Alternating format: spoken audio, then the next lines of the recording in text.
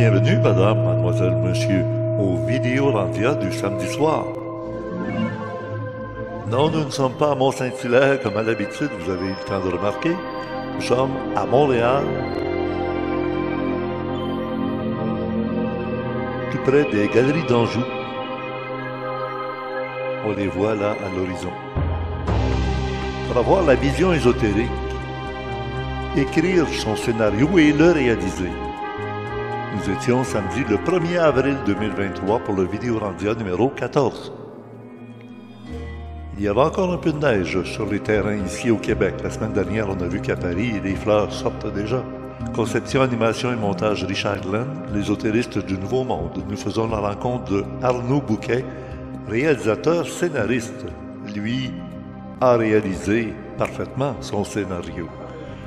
Il y a un supplément aussi dans le club créé avec Arnaud Bouquet et c'était presque une confrontation avec un raélien qui était à table avec nous. Alors, du porc bridé à la Sichuan. Ça va ça au bon chat. C'est bon. Oui. Bon, voilà.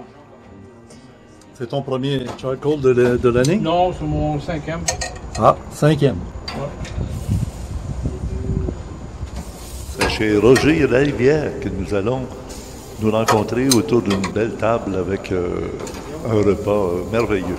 Je peux vous dire, c'est un cuisinier hors pair, ce Roger Larivière.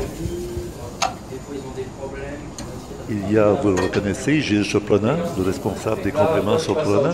Mais les gens, ils restent là-dedans, fait que là, tu te sens mal des fois pour ça en documentaire. Je croise les gens, effectivement, puis les gens me disent, bon, ben, alors, mais toi, t'as déjà la tête ailleurs. Oui. Pierre-Charles Dubreuil, avec sa médaille de raélien. Oui, raélien encore très actif. Et Arnaud Bouquet, le réalisateur scénariste. Ah oui, quand tu étais en tournage, tu nous appelais tout le temps, puis, mais là, de ce coup, les gens se sont abandonnés. Et là, toi, tu essaies de leur expliquer que c'est... Et tu as d'autres productions, là? Ben, toi, tu t'es investi quand même émotionnellement, mais reste que ça reste une job. Donc, il faut que tu continues d'aller gagner ta vie. C'est bon ce que tu dis, parce que je vis la même chose. Ah oui, il y a des gens, parce que c'est sûr que au moment où on se prépare à l'émission, on met tout notre cœur. Oui. Puis à un moment donné, ben, on passe à autre chose. T'as plus de cœur après. Bon, ouais, c'est ça. Sans vouloir faire de mauvais jeu de mots, même, on s'écœure. Dans le sens où, moi là, il sortirait un autre film sur Raël ou un autre livre sur Raël, je pense que je serais même pas capable de le regarder ou de le lire. T'es rendu à un moment donné à un niveau de saturation. Ça fait des années que dessus, là, c'est ça. T'as travaillé beaucoup sur un sujet. Là. Dimanche, tout le monde en parle. PY a fait une bonne critique de documentaire. Il a beaucoup de documentaires. Oui. Allez voir ça. Ah, tout le monde en parle. Thierry Blanc. Oh, wow! Thierry Blanc. Bon, ici, vous avez un gratin dauphinois Ah, je n'ai pas regardé ça. avec un pavé de truite et d'épinards. Puis là, il est moché un peu, là, excusez. Moché, dans le sens de moche ou dans le sens de... Il y a du De ramolli. Ça va être bonne l'émission, ça va être bonne l'émission.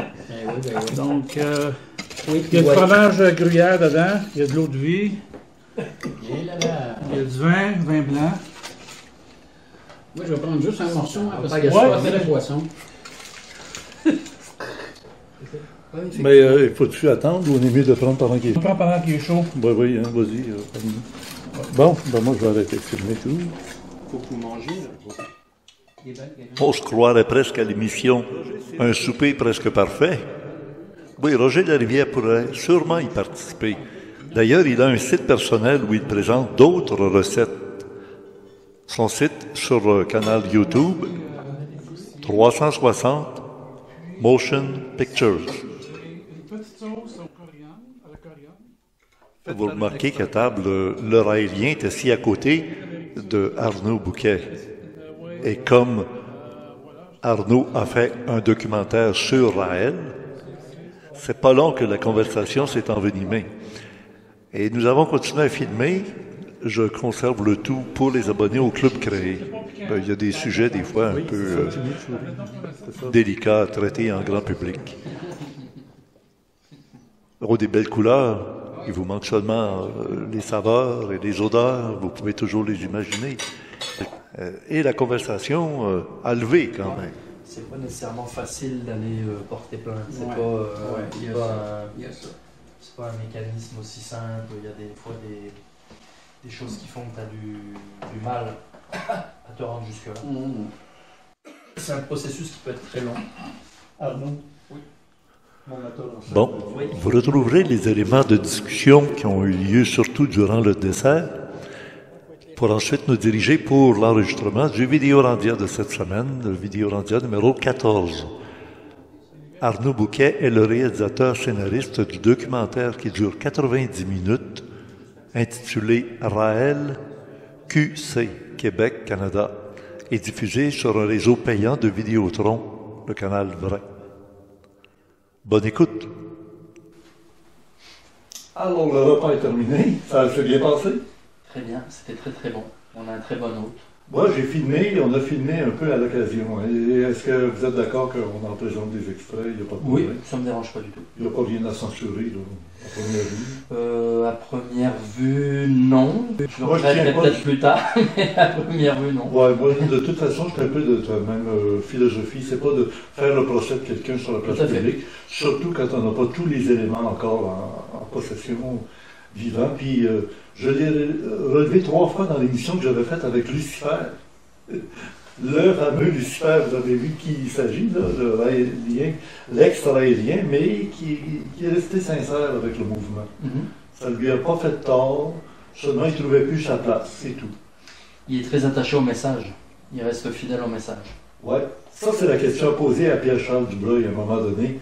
Est-ce que c'est le message qui le maintient dans le mouvement raélien ou c'est vraiment une foi en Raël qui aurait été contactée par les extraterrestres? Ben ça, malheureusement, un documentaire comme celui-là, on ne peut pas rentrer dans certaines subtilités parce qu'on Ouais. veut rester quand même, on veut qu'un large auditoire nous suive jusqu'au bout.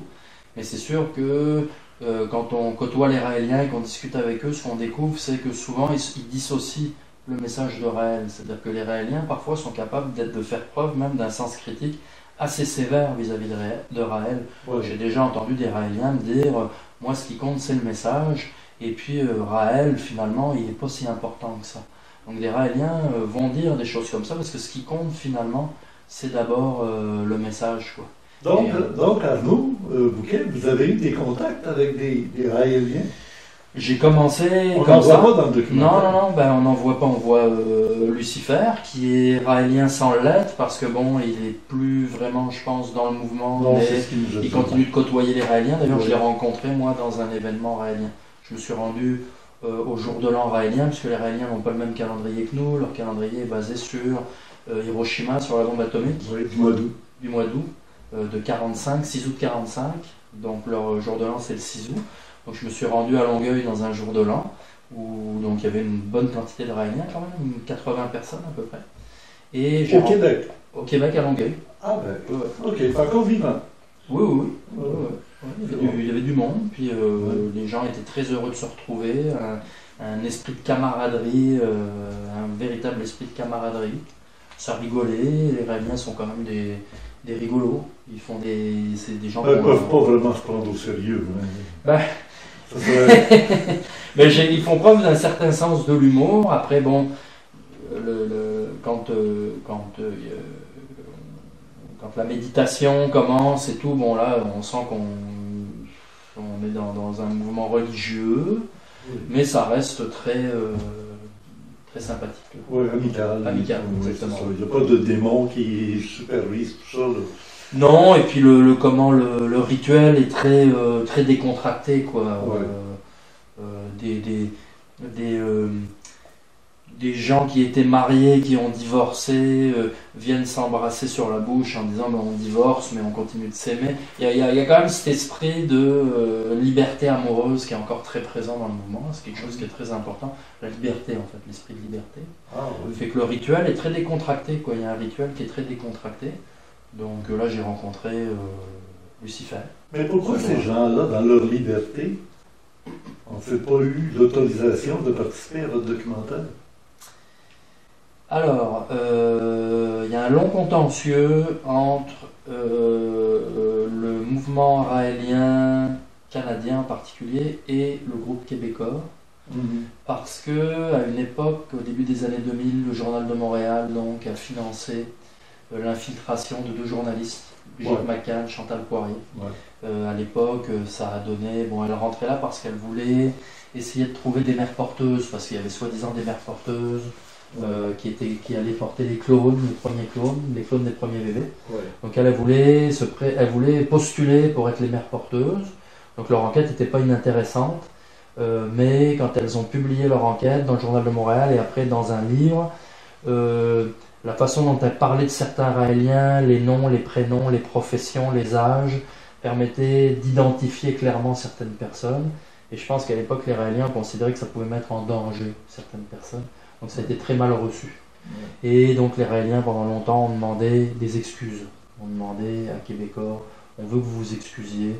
Sinon, on ne participera plus jamais à aucune production. Et il n'y a jamais eu d'excuse, bien entendu, de la part de Québécois. C'est le travail de journalistes, des journalistes. Ça et votre documentaire était pour être présenté chez Vidéotron sur l'hélico qui appartient à Québécois. Moi, je fais un travail de réalisateur indépendant. C'est-à-dire que je ne travaille pas, je ne suis pas sur le payroll de Québécois. Moi, j'ai un projet qui s'appelle Raël Québec. Je trouve des producteurs que ça intéresse. Les producteurs nous disent « Oh, quel sujet intéressant !» C'est intéressant de connaître un peu la filière là, pour arriver à produire... Moi, j'ai toujours eu une fascination pour elle. Comme vous l'entendez à mon accent, je suis d'origine française. Raël, Claude Vorillon est un Français. Il a cette histoire très particulière avec le Québec. Moi, c'est sûr que donc cette personnalité m'a toujours un peu fasciné. J'ai décidé, pour plusieurs raisons, de creuser autour de ça. Depuis quand vous êtes au Québec? Depuis 1998, ça va faire 25 ans au mois de septembre. Donc, ok. Mais l'aviez-vous connu ou entendu parler de Raël Vorillon en France avant? Je me souviens enfant du passage de Raël chez De Chavannes, à Ciel-Montmardi, ou Ciel-Montmardi, je pense, s'appelait l'émission de Chavannes. De Chavannes qui était à l'époque le présentateur télé en France qui aimait le plus comment croiser le fer avec Claude Vorillon. On appellerait ça de la trash télévision aujourd'hui. Ici au Québec, il y en a de un peu. C'est ça. Jérémy est allé pour se faire démolir. Jean-Pierre Petit est allé pour se faire démolir. C'était du clash. On appelle ça du clash, je pense.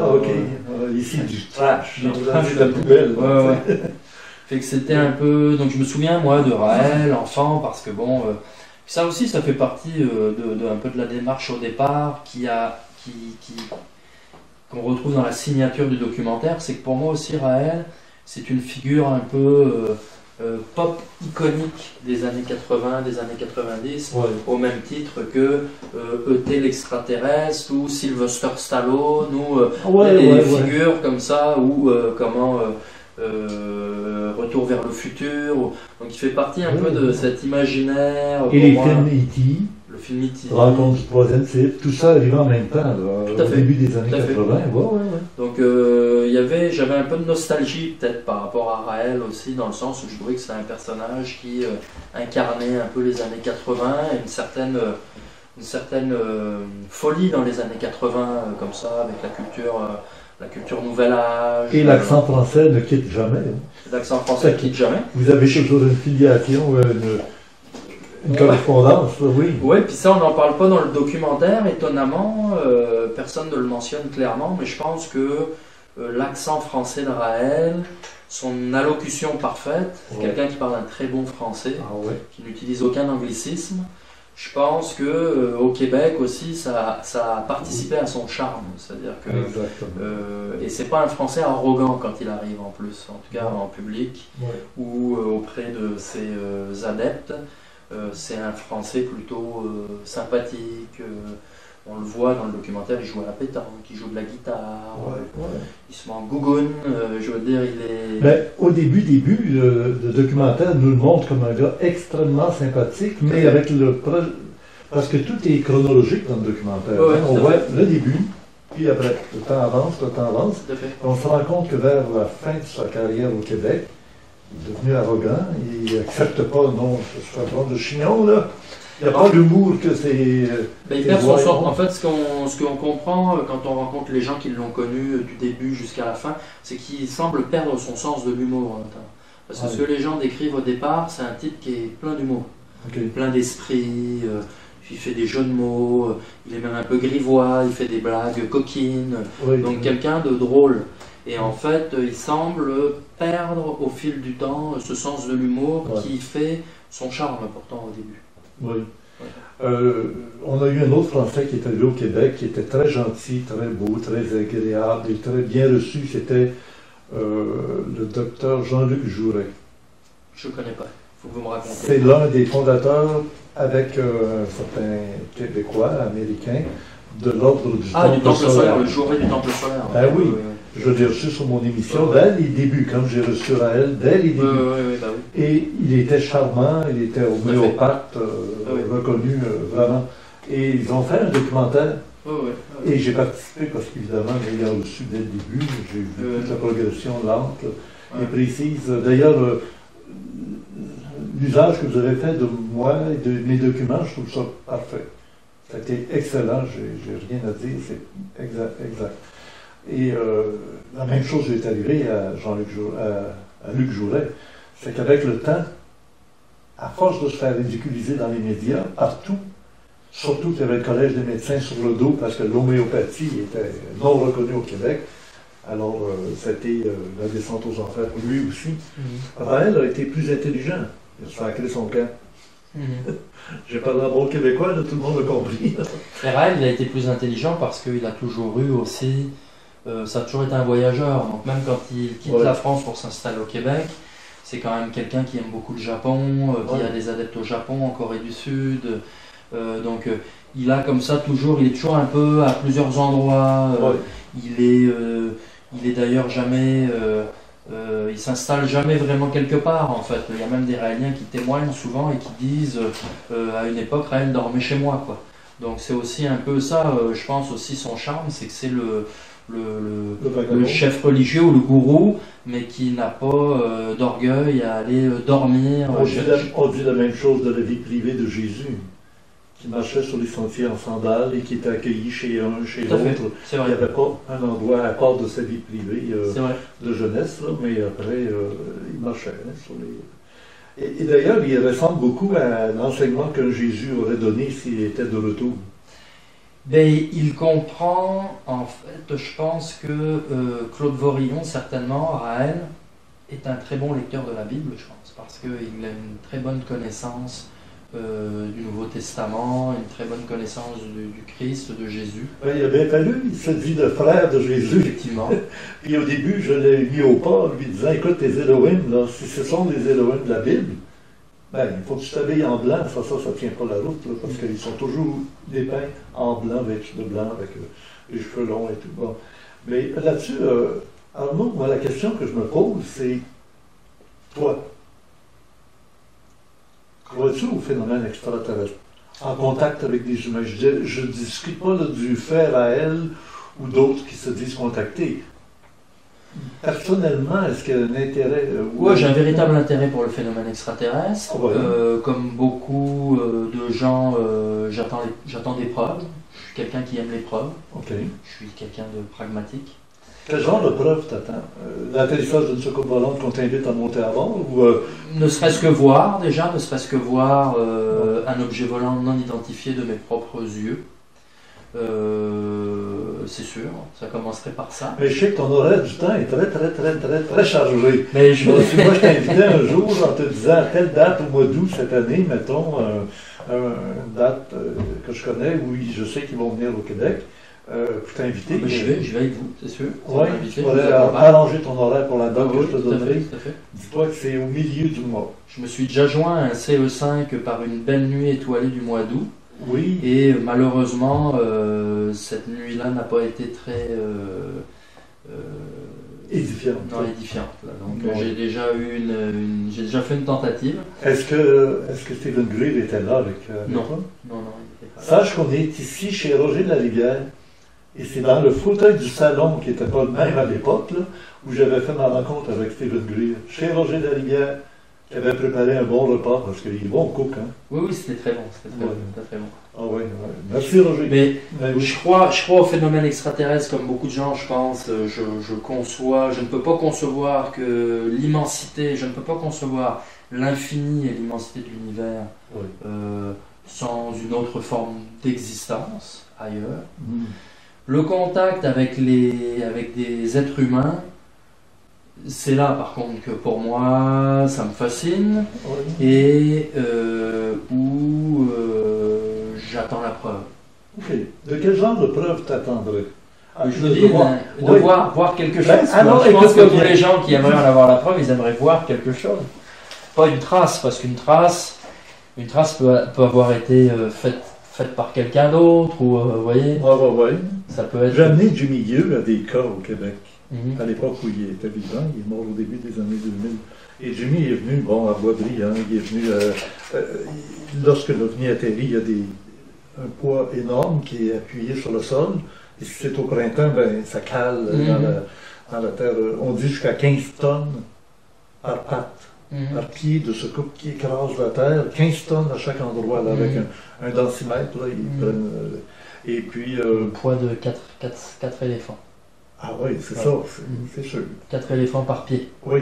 Et Nassim Haramein, qui est un grand physicien qu'on connaît maintenant sur Internet, nous avait expliqué aussi que l'antigravitation, c'est l'inverse. C'est-à-dire que ce qui est lourd, qui te fait tomber sur un sol, va te faire tomber dans l'autre direction, dans le ciel. Alors, plus c'est lourd pour tomber, plus ça rebondit. Plus ça rebondit, oui. Puis une secours volante, ça va pas dans le sens de l'air. Tu sais, c'est pas comme un avion là, qui coupe l'air. C'est le contraire, c'est la surface. Plus elle est grande, plus l'objet s'en va. Alors, si on regarde le film de Rencontre du troisième type, à la toute fin, on voit l'immense vaisseau là, qui arrive de l'intérieur de la Terre, qui arrive au-dessus du Devil's Tower qui ressemble au Mont-Saint-Hilaire, et qui bascule, parce qu'il arrive de l'intérieur de la Terre. Les choses sont à l'intérieur. Ben oui, ils sont par en dessous. Les autres, ils ont les pieds en haut, ben maintenant on a les pieds par en bas. Et quand l'OVNI arrive derrière le Devil's Tower, il bascule avant de descendre sur la piste qui est en face de la montagne. C'est tous des détails. Avec François Truffaut qui est là d'ailleurs pour l'accueillir, donc un Français. Oui. François Truffaut. Hey, j'en profite pour te poser une question parce qu'on est dans la semaine qui précède Pâques. Là. On est samedi le 1er avril. Hey, c'est pas un poisson d'avril.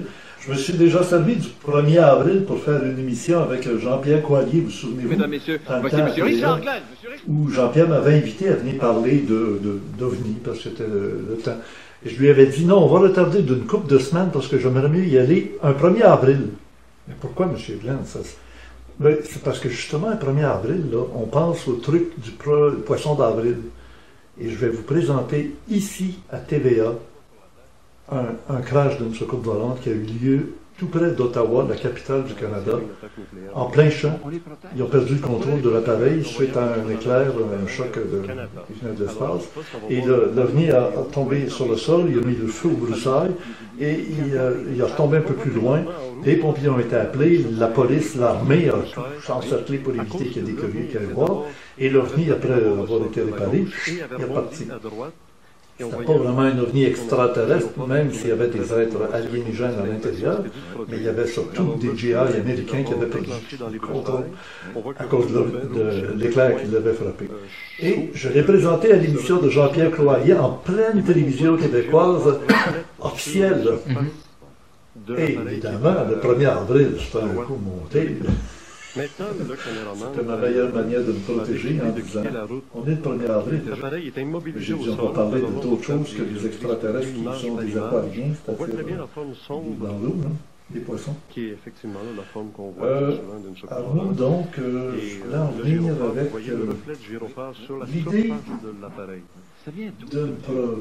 Parce que je veux dire, je suis sérieux, mais j'en ai amené des gens à rencontrer. Je sais. Qu'est-ce que ça changerait si tu en avais le preuve? Ben, c'est-à-dire que... Est-ce que j'espère de manière idéale Non, désolé, je t'ai coupé là, parce que je veux te dire, mon intention derrière la tête, c'est que le temps proche où on va pouvoir commencer à en parler. Seulement en 89, 90, et puis Les avec la événements guerre qui de se passent dans le Saddam monde actuellement, les gens ne savent pas ce qui se passe avec l'Ukraine, Poutine. Pourquoi le 24 février, c'était l'anniversaire de l'entrée de Poutine en Ukraine? Hein, il est entré en 2022. En 2023, le 24 février, Poutine prévenait le monde entier, on va fêter l'intrusion de Russie en Ukraine l'année dernière et ça va être marquant, le monde entier va s'en souvenir. Puis préparez-vous, ça va être un coup d'éclat. Pouf! Tout a été touché, tout s'est résorbé. On n'entend plus parler de manifestations spectaculaires de Poutine. Le 24 février, il n'y a rien arrivé. Et là, les gens me disent, écoute, Glenn, il n'y a rien arrivé. Toi, tu avais dit qu'il se passerait quelque chose. Ben, je leur ai dit, s'il ne se passe rien, c'est que ce sera passé quelque chose de très gros. Et il s'est passé quelque chose de très gros en rapport avec le phénomène extraterrestre. Que s'est-il passé? Vous pouvez me le dire? Oui. Mais je peux te dire, d'abord, il faudrait que tu saches que le gars qui est devant toi, depuis 1981, j'avertis les gens qu'en 2023. Plus tard, j'ai dit, au début de l'année 2023. Un peu plus tard, j'ai dit, février 2023.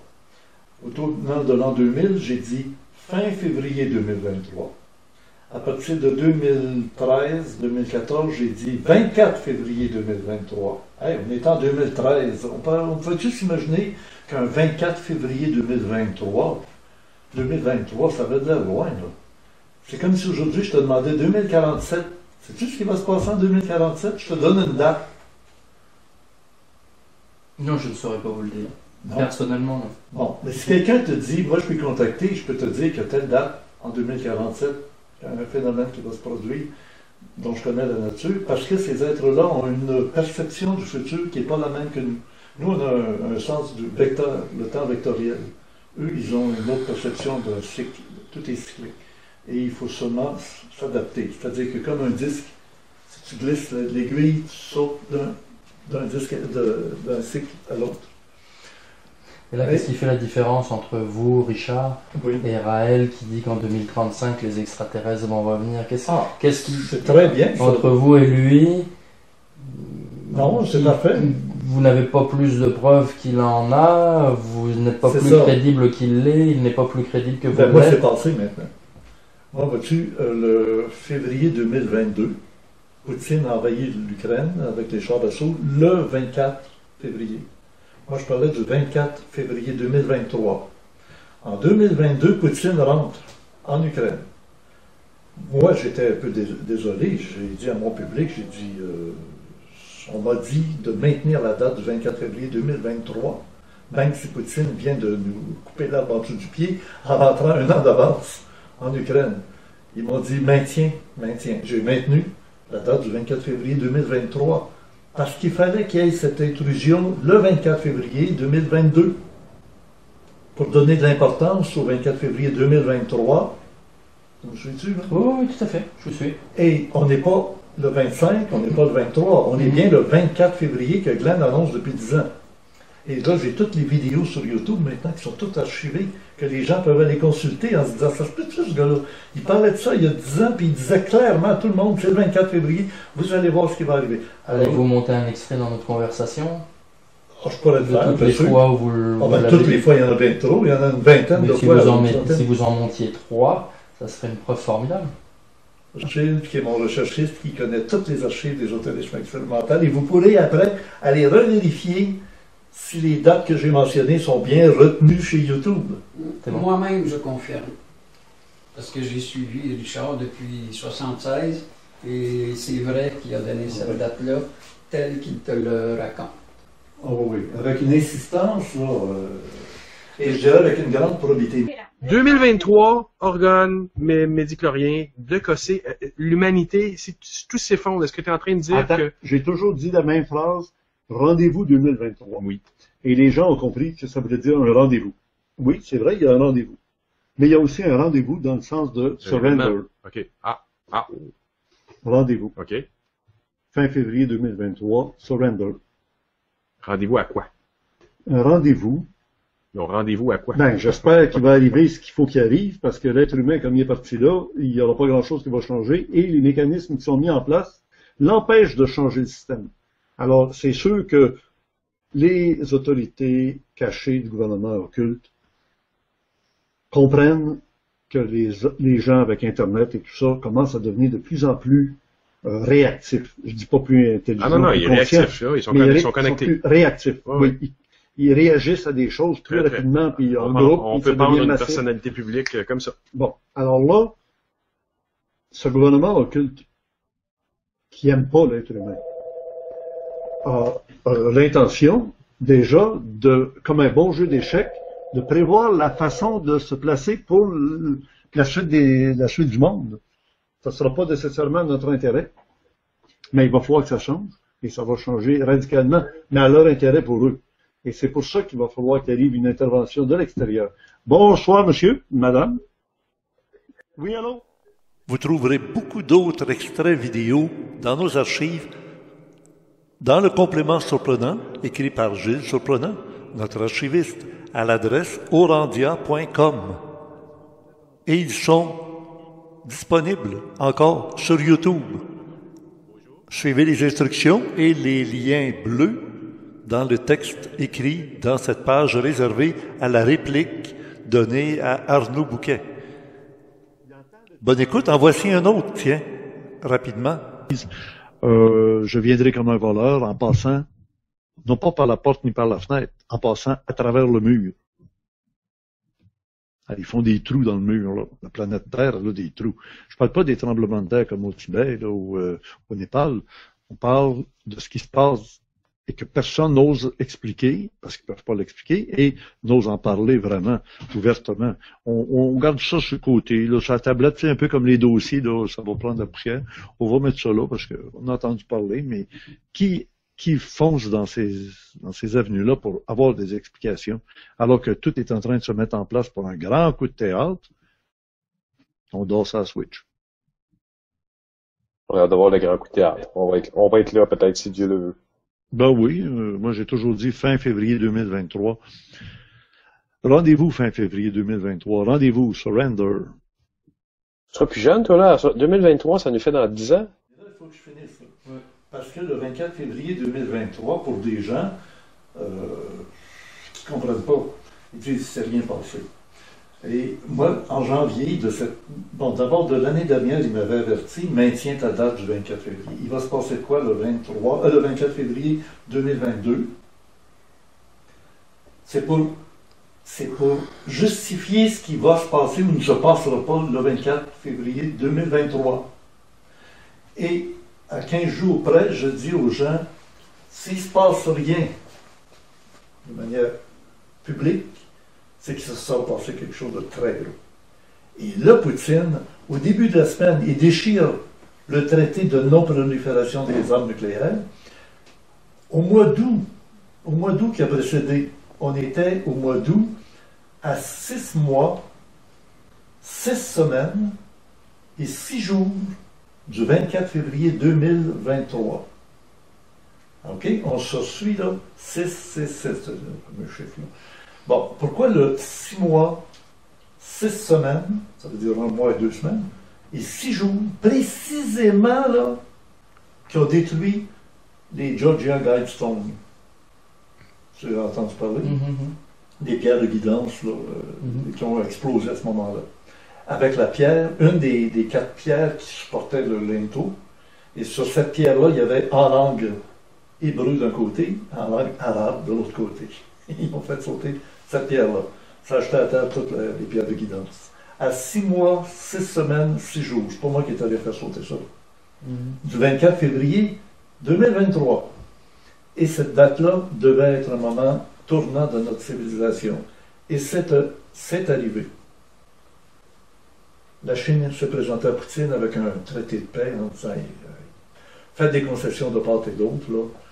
Prendre Donbass, c'est une ancienne province russe de l'Union des républiques socialistes soviétiques, l'URSS. Les gens parlent russe. Contente-toi de ça. Le reste de l'Ukraine, laisse-les aux Ukrainiens. Puis il faut que l'autre, Zelensky, là, qui est un peu un artiste, là, un bon acteur, puis qui prennent ça au sérieux aussi. Alors, les Chinois sont intervenus pour tout étouffer, ralentir le tout. Le 24 février, le monde était en alerte. Aux États-Unis, on était au DEFCON le plus haut depuis la confrontation de Cuba avec Castro et Kennedy. Ça n'a jamais été une tension aussi élevée que ça. L'autre fois où j'ai déjà parlé dans mes émissions d'un risque de guerre nucléaire, c'était pour 1983. Et on l'a su seulement 20 ans plus tard que Stanislav Petrov, en Russie, qui était en tête de la protection de la Russie avec les radars, un peu le Dew Line soviétique. Ils ont vu apparaître sur les écrans radars des points lumineux blancs, là, des dots, là, qui s'en venaient contre Moscou, contre Leningrad, contre Saint-Pétersbourg. Et il y a une voix dans sa tête qui a dit non, non, vérifie avec les avant-postes. Il a vérifié, Stanislav Petrov a eu la confirmation que les avant-postes au pôle Nord, on n'a rien vu passer, on n'a rien entendu. Parfait. On ne le fait pas, on ne pèse pas sur le piton. C'est lui qui pouvait peser sur le piton et déclencher la réplique. Et nous, on avait dit dans mes émissions, ça va arriver là au début des années 80, le drame va se produire. Et ça a été évité. On ne l'a pas su pendant 20 ans qu'on ne savait pas que c'était arrivé, cet événement-là. Et on a reçu aux États-Unis Stanislav Petrov avec son trompette, l'homme qui sauva le monde. Un film documentaire comme toi tu as fait. Il y a Oliver Stone qui a fait le documentaire en anglais, américain. Il est allé avec son avion privé, personnel, aller chercher M. Stanislav Petrov en Russie en lui disant, vous savez, vous êtes un héros pour la planète. Puis vous n'avez pas eu plus de louanges que ça des autorités. Non, il a été démis de ses fonctions. Ils ont dit, tu n'avais qu'à peser sur le bouton, tu étais chargé de faire ça s'il y avait des...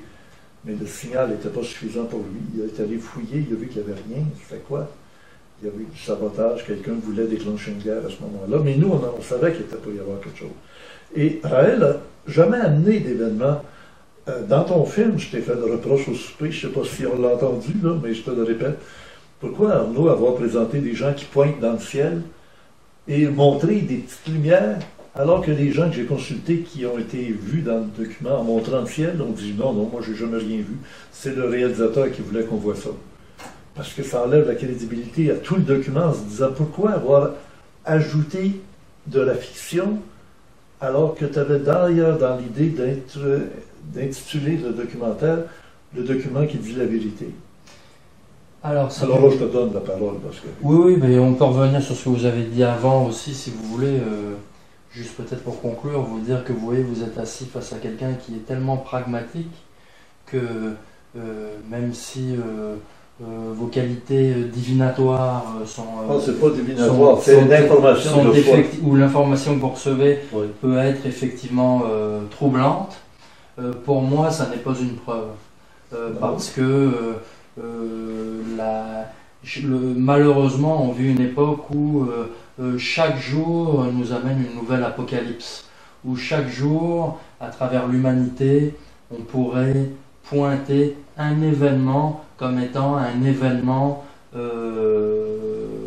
significatif d'une fin du monde ou significatif d'un cataclysme. Donc je pourrais ce soir, par exemple, vous dire que le 23 mars 2048, et je suis prêt à maintenir cette date, que le 23 mars 2048, il va se passer un événement extraordinaire, quelque chose dont vous ne vous remettrez pas, et je ne peux pas vous donner plus d'informations que ça, et je suis à peu près certain que je pourrai ce jour-là, avec l'intelligence et l'éloquence qui est la vôtre, être capable de trouver à travers le monde un événement auquel je serais capable d'attribuer une portée de cette ampleur.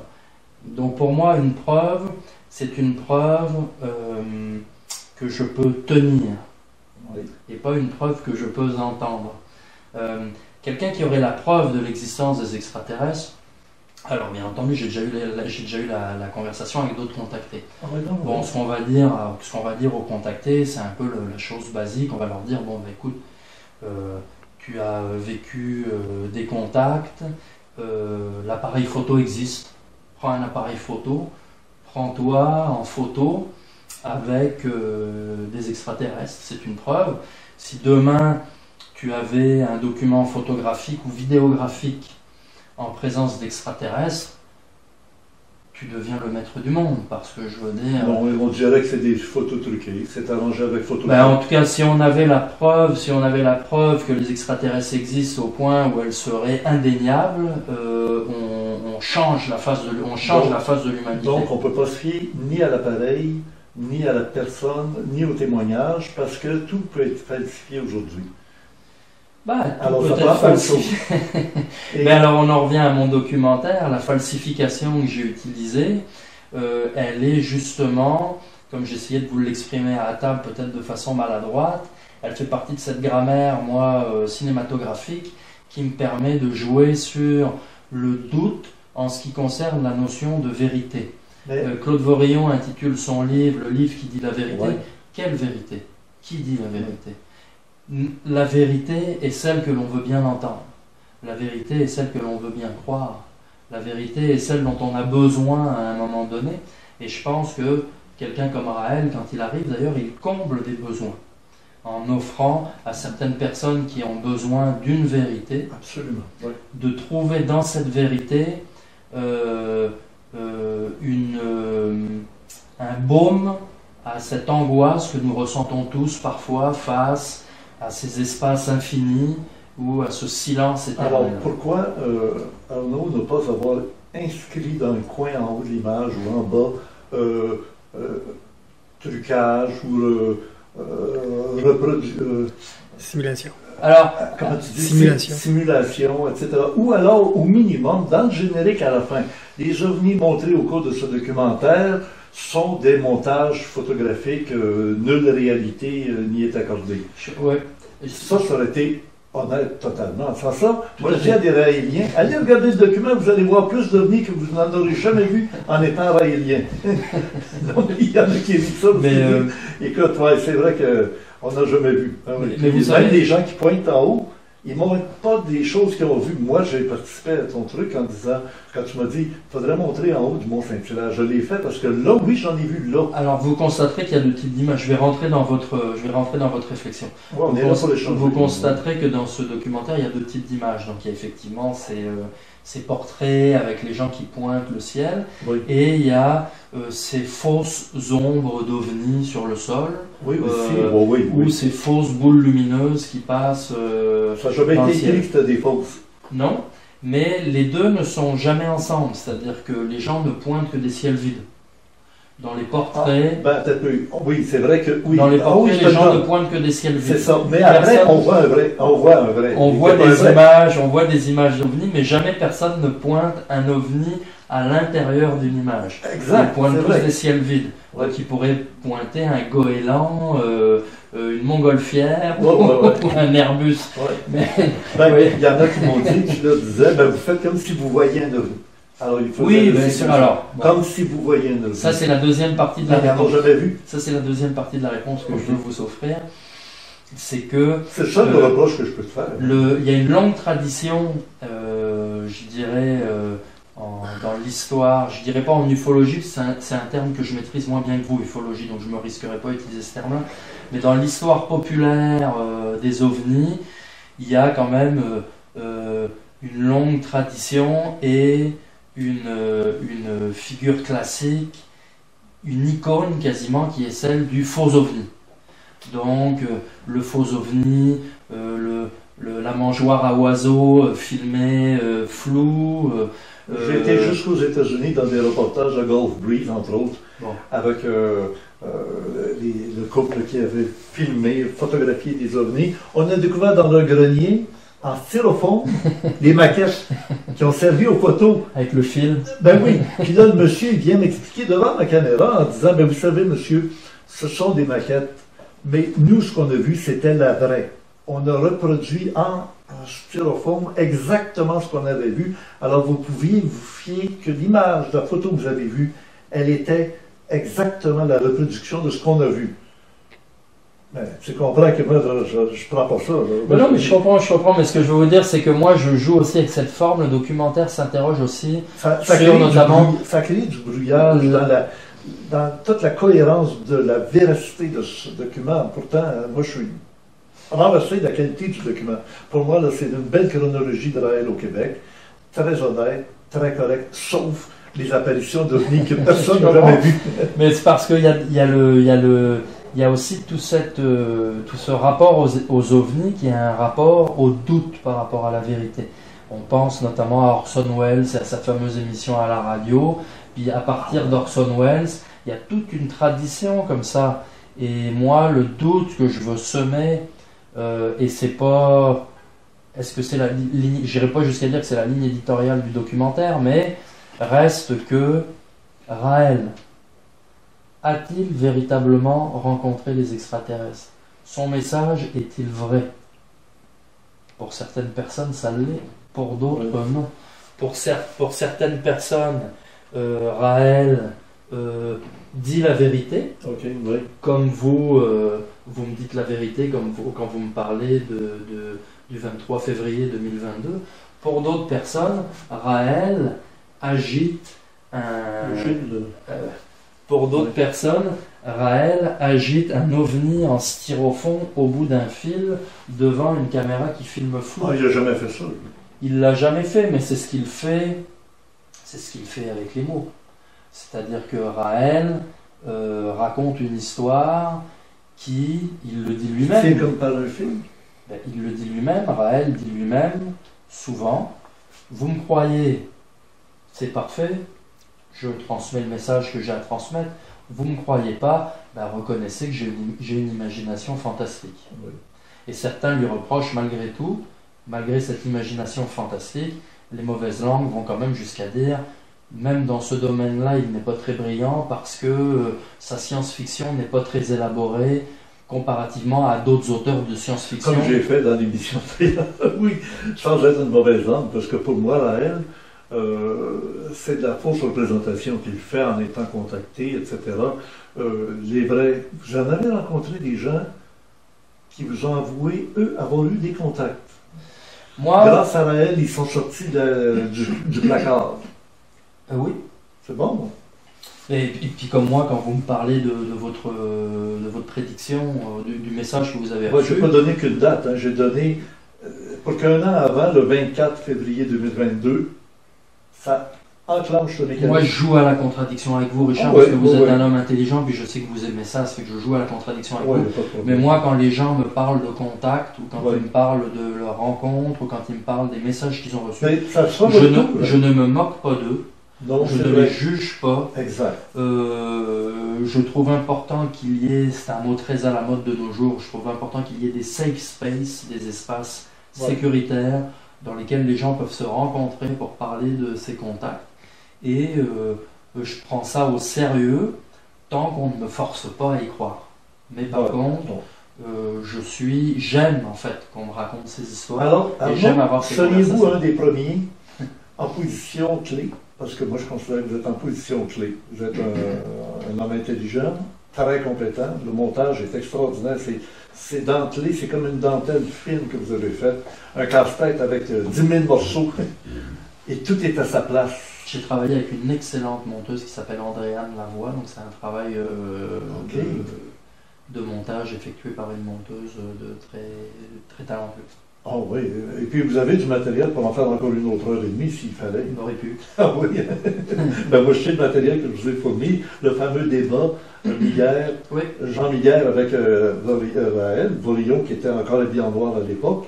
Et vous avez une bonne explication pourquoi vous ne l'avez pas utilisé. Ben, c'est un très bon point en fait quand vous parlez de Miguel, parce que Miguel au départ c'était là dans le montage, parce que ce qu'il faut savoir quand on fait un documentaire comme celui-là, on veut arriver à un résultat de 90 minutes, mais on commence par arriver à un résultat de 3 heures. Exactement. Et on sait que là il faut qu'on en coupe la moitié. Et dans une version de 3 heures, Miguel était là parce que Miguel, bien entendu, est un personnage fascinant. Quiconque s'intéresse aux phénomènes insolites, aux phénomènes mystérieux, à l'étrange, et au destin tragique et au destin fabuleux. La vie de Miguel est une vie romanesque. J'en ai parlé avec Lucifer en passant, l'émission avec Lucifer, l'ex-raélien, parce que oui, j'ai montré un peu le débat, puis j'ai expliqué le destin tragique de Miguel, qui s'est fait tirer en pleine rue par le beau-père. Oui. Je connaissais l'histoire. Miguel, je l'ai accueilli chez moi au moins 4 fois, 2 semaines, tournée de conférences et tout. Mais ce qu'on m'a dit, c'est Pierre Charles qui m'a dit que tu lui avais dit clairement, oui, mais qui connaît Miguel aujourd'hui? À peu près personne. Non, c'est sûr. Ben, c'est parce que... Il aurait fallu expliquer qui était Miguel. Effectivement, dans un documentaire, c'est effectivement le problème. Vous mettez le doigt dessus, exactement. C'est-à-dire qu'il nous aurait fallu passer 20 minutes sur Miguel, et là, d'un seul coup, on ne faisait plus un documentaire sur Vorillon, on faisait un documentaire sur Miguel.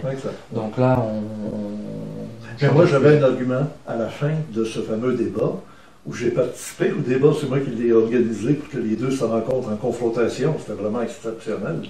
Mais c'était d'arriver à dire, ces deux-là, qui se disent tous les deux contactés, ne sont pas contactés ni l'un ni l'autre. Je connais derrière l'histoire de Miguel, qui est derrière et pourquoi ça a été fait, comme je connais l'histoire de Raël, pourquoi ça a été monté.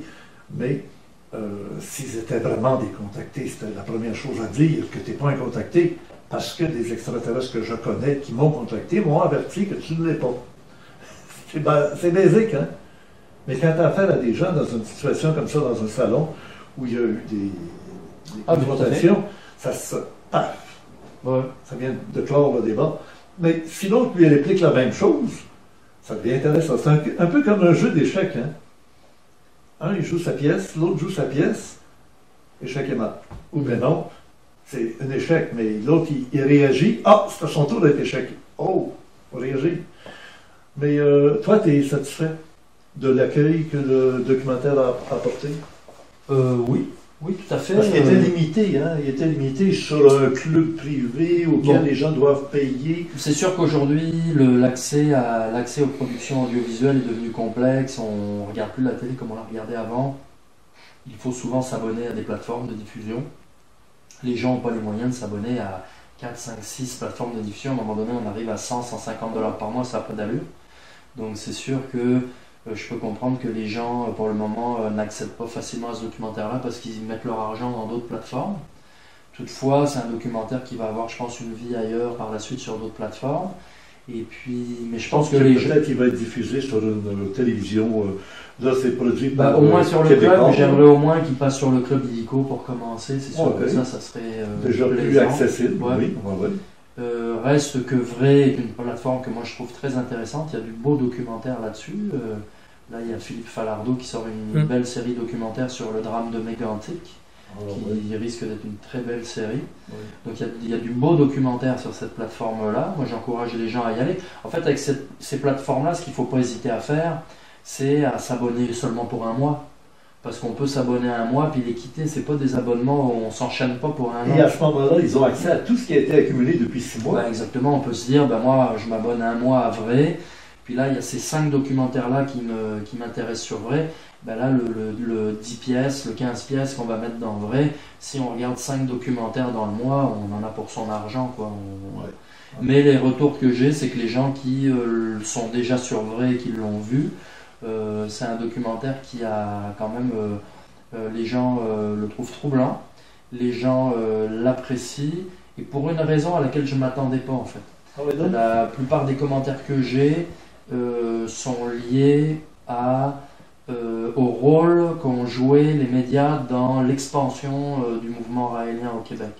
Donc il y a beaucoup de gens qui sont troublés en se disant, donc des gens qui, bien entendu, ont un a priori peut-être par rapport au mouvement raélien, c'est-à-dire c'est quelque chose de négatif, et qui disent comment on a pu laisser autant de place que ça à Raël, à la télévision, les médias ont été complices. Je pense que c'est ça d'ailleurs qui a plu à Sophie Durocher. Sophie Durocher, on le sait, la compagne de Richard Martineau. La compagne de Richard Martineau. Il y a une guerre larvée entre Québécois et la télévision publique. Donc il y a toute une réflexion dans la tête de ces gens-là autour de la place des médias et de la façon dont les médias fonctionnent. Et je pense que c'est ça qui lui a plu à elle, et elle a mis le doigt là-dessus en disant mais comment se fait-il que dans les médias, parfois, on laisse autant de place aux gens et que on n'est pas assez grande gueule, peut-être, ou critique. Mais on cherchait, puis dans le document qui est très honnête que tu as monté, on trouve jamais de criminel de la part de Raël. Il n'est pas accusé de quoi que ce soit de criminel. Sans ça, il aurait été poursuivi, il aurait pu se retrouver en prison et tout ça. Ben non. C'est très troublant avec Raël parce que c'est quelqu'un dont on peut... Là, je vais poser mes mots, je ne vais pas me mettre un pied dans la bouche. C'est quelqu'un qui semble jouer avec des limites. C'est quelqu'un qui dira, par exemple, avoir des relations sexuelles avec des mineurs, c'est illégal, Oui. mais à partir de l'âge de 16 ans, c'est légal.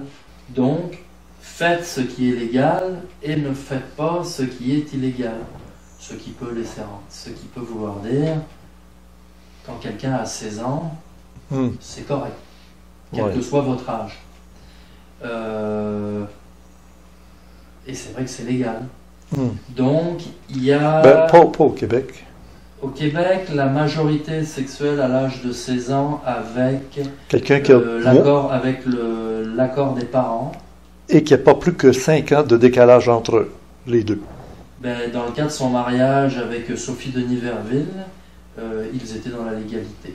Parce que Raël, comme je vous le dis, n'aurait jamais pris le risque de se mettre dans une situation où il est dans l'illégalité. Ah oui, c'est sûr. Ben, c'est correct. C'est correct. Ben oui, qu'est-ce qu'on peut dire à ça? Rien. Il est intelligent. Mais on peut être choqué par le fait qu'un homme de 50 ans entretienne une relation avec une femme de 16 ans qui, là ce ne sont pas mes mots, ce sont les mots d'une intervenante dans le documentaire, qui quand il l'a connue était encore mineure. Ben, puis qu'elle avait été préparée pour lui. C'est ce qu'elle dit dans le documentaire. Exactement, oui. En effet, oui. Ah, je l'ai scruté votre document, j'ai trouvé ça génial. J'ai appris bien des choses sur les Raéliens et Raël. Ah oui, pourtant, hein? Oui. Moi aussi. Toi aussi? Oui. Moi aussi. Est-ce qu'il y aurait une suite? Non, je pense pas. Sur Raël, non. Je pense pas. Moi, je pense que ce que j'avais à dire sur Raël ou à bâtir autour des Raéliens, je l'ai fait. Parce qu'il n'y a pas participé. Mais il pourrait y avoir une suite si les Raéliens voulaient en être. Voilà, si les Raéliens voulaient en être, moi, je serais prêt à... La porte est ouverte. La porte est ouverte, mais pas selon les conditions qui sont les leurs. Parce que dans les discussions que j'ai eues avec les Raéliens, une des premières conditions, c'était qu'il faudrait qu'on ait un droit de regard sur le montage. Ah, autrement dit, avant d'être diffusé, voir qu'est-ce que c'est qui était. Ah, ça ne t'admet pas ça. Jamais qu'on puisse s'asseoir devant un montage ensemble pour en discuter. Oui. Mais bien entendu, et des gens qui sont dans ce documentaire-là, d'ailleurs, pourraient en témoigner. Ils ont vu le documentaire avant le montage final. On en a discuté et j'ai retouché des choses dans le montage parce que je ne voulais pas les blesser. Donc je suis prêt à avoir cette discussion.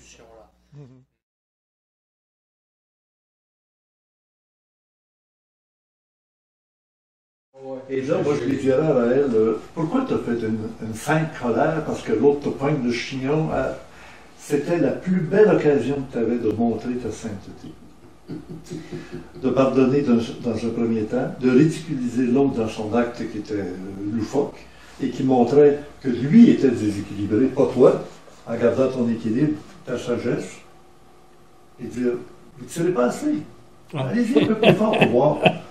Et là, tout le monde aurait ri de qui? Pas de Raël, il aurait ri du gars. Puis c'était là le moment de montrer qu'il était de la sainteté. En tout cas, c'est mon idée. C'est sûr. Après, il se fait boulier par beaucoup de gens à ce moment-là. Ah non, oui. Il a montré sa faiblesse. C'est ça. Moi, ce que je lui aurais demandé à Raël, juste parce que vous me dites ce que vous lui auriez demandé, moi, Raël, en fait, ce qui m'intéressait, c'était d'aller le voir et de lui dire, vous devez quand même beaucoup de choses au Québec, parlez-moi du Québec. Parlez-moi du Québec et des Québécois. Je veux dire, ça a joué un grand rôle dans votre vie. vous pouvez pas nier que le Québec a été... C'était le booster qui devait en orbite. La terre promise. Le Québec, c'est là où vous avez eu, au prorata de la population, comme le dit Alain Bouchard, le plus grand nombre d'adeptes. Vous y avez vécu sur des terres magnifiques. Vous y avez été entouré de gens qui vous ont adoré, des gens qui là-dedans étaient de très grande qualité, parce qu'il ne faut pas nier que parmi les gens qui entouraient Raël, il y avait des gens de très grande qualité intellectuellement, quoi. Des gens qui vous ont aidé à accomplir ce que vous vouliez accomplir, vous installer, faire de l'argent. Vous avez ramassé beaucoup d'argent grâce aux Raéliens québécois. Et ce que je lui aurais dit, c'est: j'ai lu une petite phrase blessante de votre part. Bon, vous avez quitté le Québec après des échanges très douloureux avec les médias, je peux comprendre, mais vous avez déclaré dans un journal, finalement le Québec pour moi c'était qu'un petit passage vers les États-Unis. En fait, ce qui m'intéressait, c'est les États-Unis, et puis le Québec, ça m'intéressait pas tellement, finalement c'était un saut. Ça, il l'a dit dans la conférence du Théâtre Saint-Denis le 13 décembre, peut-être pas le 13 décembre, 11 décembre 1979. Le début de la conférence, il a commencé comme ça en disant: le Québec n'est qu'une voie d'entrée pour aller aux États-Unis. Il l'a répété aussi quand il s'est donc fait montrer la porte à un média québécois, je ne sais pas si c'est la presse. Donc moi, c'est ça que je voulais faire. Je voulais voir Raël, lui dire: il y a encore des gens au Québec qui vous aiment. Et il a écrit ce pamphlet à une époque, Vive le Québec libre. Incroyable, hein? Lors du référendum en 1995. Ouais. Alors, il faut dire que Raël, à un moment donné, il flattait la main qui le nourrissait. Il a eu un membre du PQ, un membre important du Parti québécois dans son entourage, quelqu'un qui avait été proche d'ailleurs du Premier ministre, qui par contre, comme beaucoup de gens, a fini par lui tourner le dos et paraître très critique vis-à-vis de lui, Monsieur Roland Dussault. Ah oui, un conseiller. Il a été député pour le Parti québécois. Tout à fait. Alors, Arnaud, on va se quitter bientôt. Moi, je suis tellement content de pouvoir parler avec toi, de clore un peu le dossier du Raël QC. Moi, j'ai été, vous disiez tout à l'heure au début, vous étiez heureux de la façon dont on vous présentait Richard Glenn. Oui, j'ai trouvé ça très honnête. Les gens qui s'intéressent aux phénomènes extraterrestres, aux ovnis, sont très attachés, et qui ont connu les années 70, sont très attachés à deux événements. C'est à la présentation du documentaire Présence des extraterrestres à Radio-Canada, lorsqu'il y a eu lieu la grève de Radio-Canada. Les réalisateurs de Radio-Canada. La grève des réalisateurs de Radio-Canada. Le documentaire est passé un soir, et là, ça a été pour beaucoup de gens une révélation. Ils l'ont représenté 2 jours de suite consécutivement, parce que la demande était très, très grande. Et l'émission Ésotérisme expérimental, qui a joué un très grand rôle, qui a été une émission marquante pour beaucoup de gens. Il y a un sociologue du Québec, très connu, qui a dit: les années 80, on ne peut faire exclusion d'ésotérisme expérimental. Tout à fait. C'est un fait sociologique marquant.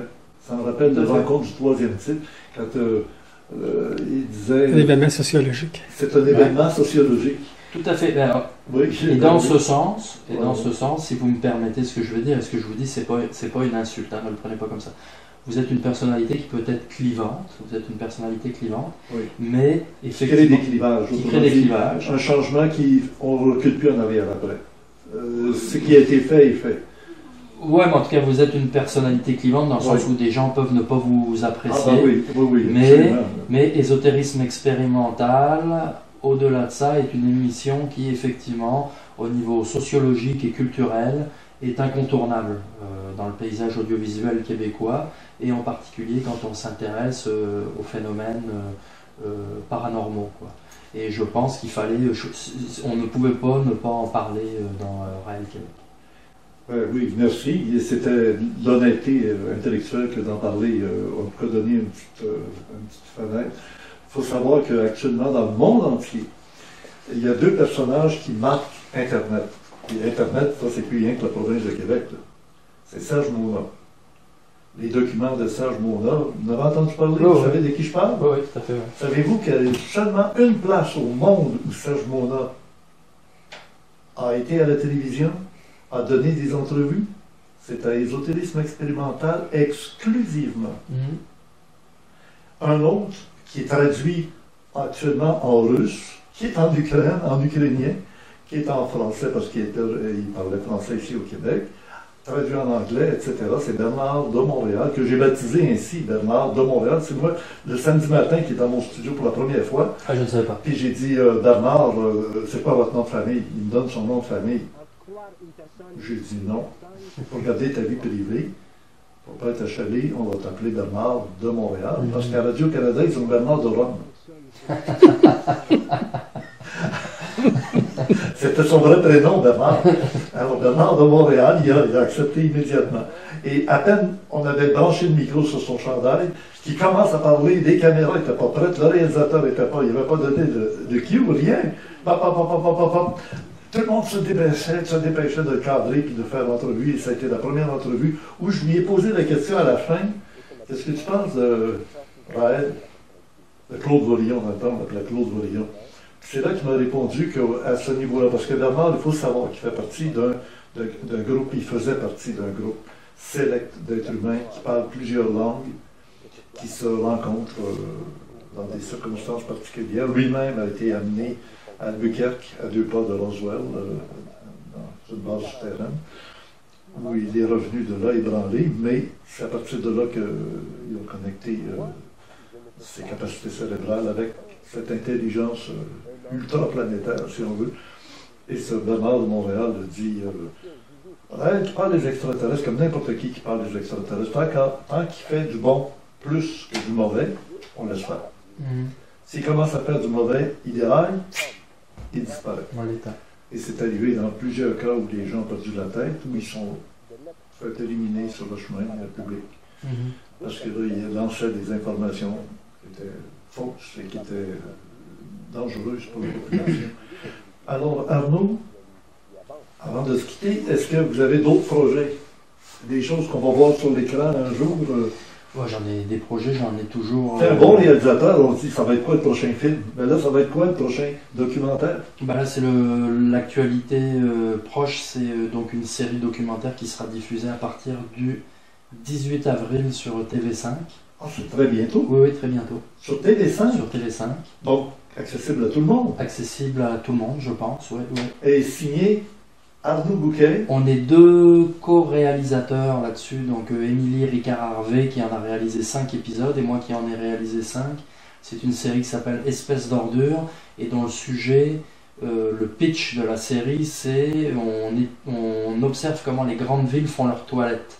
Donc comment les grandes villes du monde gèrent les déchets, les détritus, les tonnes de détritus. On est au premier niveau, là. Ouais, mais c'est pas psychologique ou social. C'est parce qu'on est une espèce, ouais. L'espèce humaine, qui produit des ordures, en fait. C'est une de nos caractéristiques, malheureusement. Les autres, c'est vrai qu'il y a des animaux qui font leurs besoins, on les voit pas. Ben, où ils mangent des choses qui sont biodégradables. Ouais.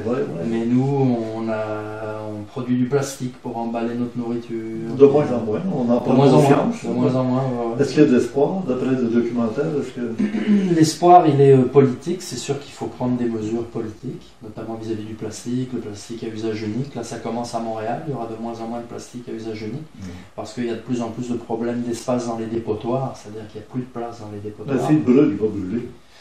Il y a l'incinération. L'incinération pose des problèmes de gaz carbonique, donc c'est sûr que l'incinération... Le gaz carbonique, c'est bon pour la végétation, puisque ça se nourrit de gaz carbonique.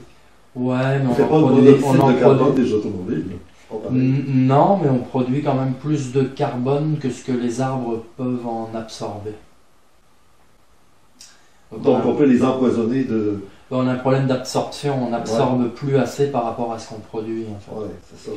Alors après, il y a des beaux projets comme ici à Montréal-Nord, des endroits où les anciens dépotoirs ensevelis produisent du méthane, donc des gaz là qu'on peut réutiliser pour produire de l'électricité. Il y a de l'incinération d'ordures qui permet effectivement de produire de l'électricité. Mais l'idéal, ça serait qu'on ait de moins en moins de déchets dans les dépotoirs. Et ça passe surtout par une réduction des déchets. En fait, la solution magique, ce serait qu'on réduise nos déchets en fait, et qu'on en produise moins. On puisse recycler, etc. Mais le recyclage, malheureusement, on a rencontré quelqu'un à Ottawa, puis elle avait un joli mot pour ça. Elle dit les gens ne recyclent pas, ils font du wish cycling, ils ne font pas du recycling. C'est-à-dire que quand on jette des choses dans notre bac, on pense que ça va se recycler comme par magie, mais finalement, il y a peut-être 10 à 30% de votre bac de recyclage qui est recyclé. Le reste, ça finit au dépotoir, quoi qu'il advienne. Au dépotoir ou à l'incinérateur? Au dépotoir. Ici, ça finit dans des dépotoirs au Québec. Ah, oui. Avez-vous été à Copenhague? Non, malheureusement, c'est une destination qu'on n'a pas encore fait, qu'on espère faire. Ils Ouais. ont un incinérateur qui est le plus performant au monde. Là. Ils en ont fait une montagne de ski. Ouais. Oui, c'est vrai, C'est vrai, tout à oui. fait. Ouais. J'avais un invité sur mon émission il y a 3 semaines, Ouais. de Copenhague, qui nous expliquait, ben oui, puis on a montré la montagne, puis des gens qui font du ski sur une montagne de déchets. Vous allez perdre votre caméraman si Oui, on n'abrège c'est ce pas qu'on nous Richard. dit. Ouais. Il soupire. Merci Ouais. Arnaud. C'est un grand plaisir, un homme de parole. On s'était dit, si je participe au documentaire, vous numérisez mes vieilles cassettes qui pourraient servir au documentaire sur Raël, ce qui a été fait. Et je dois te remettre les deux disques durs externes pour l'apporter. Et de participer à mon émission pour l'ésotérisme expérimental. Alors, ce que vous avez vu, c'est une partie d'une soirée chez Roger, qui nous a reçus chez lui pour le repas, le souper, comme vous avez vu des entrefilets depuis le début. Mais avec Arnaud, là, ça a été vraiment la rencontre que je souhaitais avoir. Et puis, bravo. Je voulais te féliciter personnellement. Je trouve que c'est un beau travail. Connaissant bien le dossier, malgré tout, j'en ai appris. Bravo, chapeau. Et j'espère qu'on retrouvera Arnaud, réalisateur, de quelque chose encore dans l'insolite un jour. Certainement. Oui, Mais moi, je voudrais vous dire merci parce que vous prenez le temps dans vos émissions qui sont sur le web, mais vous prenez le temps, puis le temps à la télévision, il est rare. Ouais. Et donc, on a le temps de s'exprimer, puis on a le temps d'avoir des vraies discussions, puis ça, c'est très bien. J'apprécie beaucoup et je voulais vous remercier de votre Je viens invitation. d'avoir un physicien français de Paris, il s'appelle Emmanuel Ransford. La dernière émission, c'était avec lui et sa femme. Et écoute, c'est toujours un plaisir extraordinaire. Ils m'ont même fait visiter son jardin en arrière-cour et tout. C'est pour dire, on a une autre approche. Oui, c'est sûr. C'est plus Bien facile, voilà, plus- c'est ainsi que se termine cette belle rencontre avec Arnaud Bouquet.